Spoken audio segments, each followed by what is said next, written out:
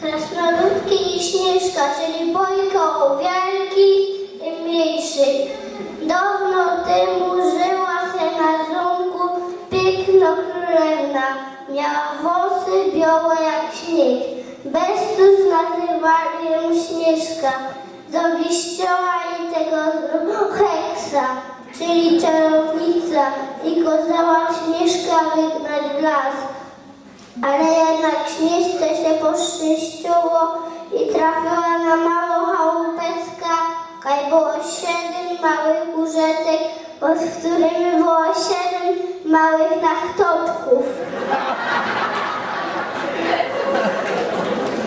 A zaś w kuchni za małymi stoliczkami było 7 małych rycek.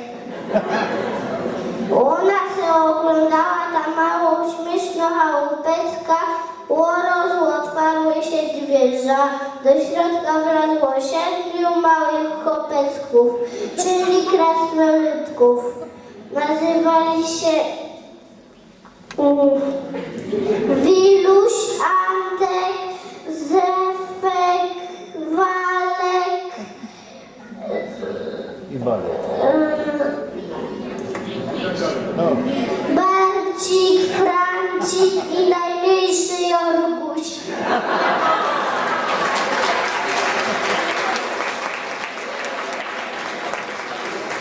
No i wśród krasnoludki się wnerwiały, ale potem się pogodziły. Zamieszkali razem. Królewna u nich była za gospodyni. Prawie 7 małych galotków, switerków, czopeczek, wszystko po 7.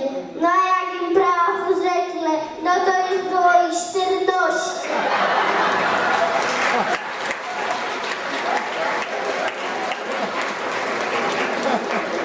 Idzie powiedzieć, że krasnoludkom coś się cufło z tą królewną. Bo w to by im ważył te richtig królewskie obiady. No bo co się myślicie? Czy to jest lekko rola naczaskać, czy kluzek ukrać do 7 chłopów?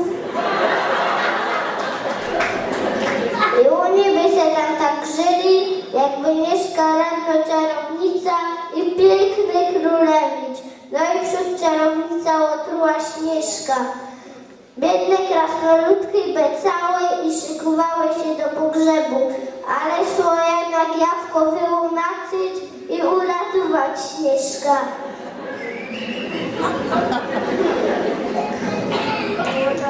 Ale już krasnoludki długo królewną się nie nacieszyły, bo wydała się za pięknego królewicza i przekludziła się do pięknego zamku.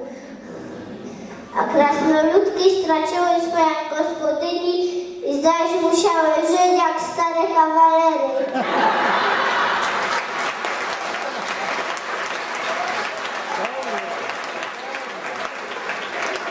Musiały się sprzątać, prać, ważyć i codziennie na obiad żur albo wocionka.